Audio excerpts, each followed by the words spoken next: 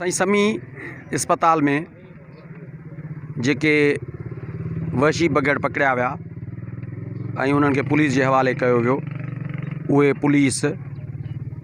पैसा वठी उन्हनि खे छॾे ॾिनो। ऐं हिते जेको राति जो जंहिं राति पकड़िया, हफ़्तो अॻु में राति जो पकड़िया विया, PPI जी इंतिज़ामिया आई। इन बुनियाद ते एहतजाज ख़त्म कयो वियो त PPI जी इंतिज़ामिया चयो त असां उन्हनि खे FIR बि कराईंदासीं ऐं जेके मुलविस अस्पताल जा मुलाज़िम आहिनि उन्हनि खे बरतरफ़ कंदासीं ऐं तव्हांखे नवां बाअख़लाक़ बाकिरदार मक़ामी मुलाज़िम अस्पताल में रखी ॾींदासीं। पर PPI इंतिज़ामिया हिकु बि वाइदो वफ़ा न कयो, जंहिंजे करे जिन दोस्तनि सां उन्हनि वाइदो कयो उन्हनि दोस्तनि अॼु हिते एहतजाज रखियो, उन में असां शामिलु थियासीं ऐं उन्हनि दोस्तनि सां असांजो मुसलसिल साथ रहंदो। पर मुसलसिल साथ छा रहंदो, असां पाण इन मसइले खे अॻिते वधाईंदासीं ऐं असां PPI इंतिज़ामिया खे था चऊं ऐं उन बुनियाद ते EDO खैरपुर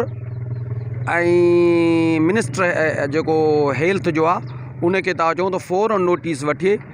PPI इंतिज़ामिया खे पाबंद करे त इन्हनि जेके वहशी पकड़िया विया, बग़ैर पकड़िया विया, जिनसी बीमार पकड़िया विया, जेके नियाणियुनि खे अस्पताल में अची जेके LHV जे बंगले मां पकड़िया विया ऐं पुलिस जे हवाले थिया, उन्हनि ते FIR कराए सख़्त खां सख़्तु सज़ा ॾियारी वञे ऐं जेके अस्पताल जा मुलाज़िम मुलविस हुआ इन मामले में उनखे नौकरी तां बरतरफ़ करे नवां मुलाज़िम रखिया वञनि त जीअं इलाइक़े जा इज़तदार माण्हू पंहिंजो